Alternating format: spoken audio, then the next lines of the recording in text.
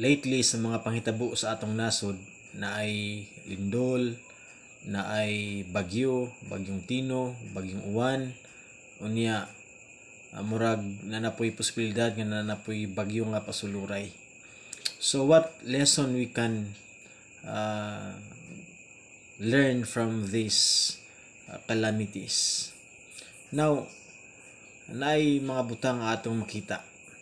So our topic for this evening, when disaster strikes. Now, disaster can strike at any time or place, or many times kining mga kalamidad unexpected nga mahitabo or mudangat kanato. That's why we need to be prepared and watchful at all times. Labi na sa Pilipinas nga pero maigo og bagyo, pero maigo og mga kalamidad, kinahanglan natong pangandaman ang mga butang nga dapat. Labi na sa ato ang kaugalingon. Labi na sa atong mga kalag, for example, ang atong kinabuhi, kinahanglan natong pangandaman kini. Sama sa gingon ni Santiago in the book of James chapter 4 verse 13, "Come now, you who say today or tomorrow we will go to such and such a city, spend a year there, buy and sell, and make a profit, whereas you do not know what will happen tomorrow. For what is your life? It is even a vapor that appears for a little time and then vanishes away." So gingon niya, what will happen tomorrow? Or you do not know what will happen tomorrow. So we do not know what will happen tomorrow. That's why we need to be prepared, be watchful at all times. So again, disaster can strike at any time or place, and many times kini siya is unexpected. Munang kinahanglan natong pangandaman. Second, all the things that we have or we own may be gone in a moment. When disaster strikes, all the things that we owned, our mansions, houses, cars, or unsa man nga naata may be gone in a moment. Okay?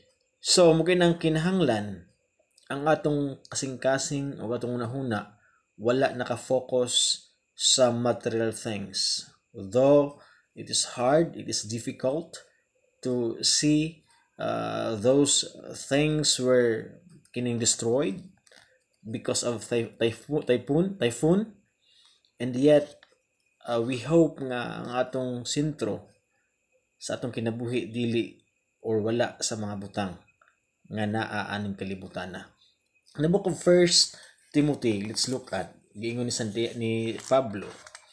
1 Timothy chapter 6 verse 17 down to 19. Mao kini ang giingon.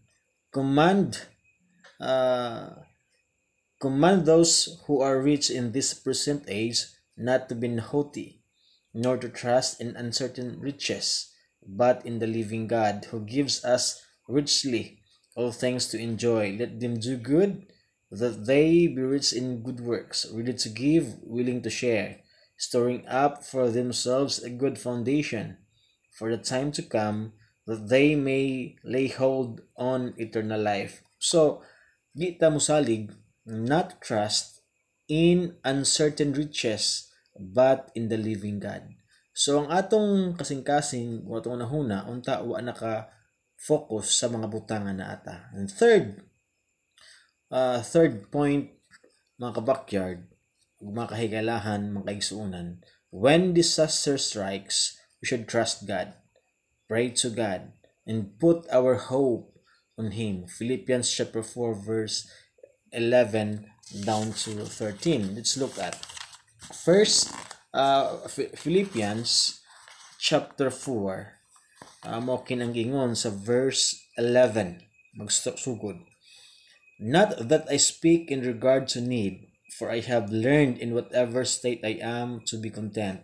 I know how to be abased, and I know how to abound.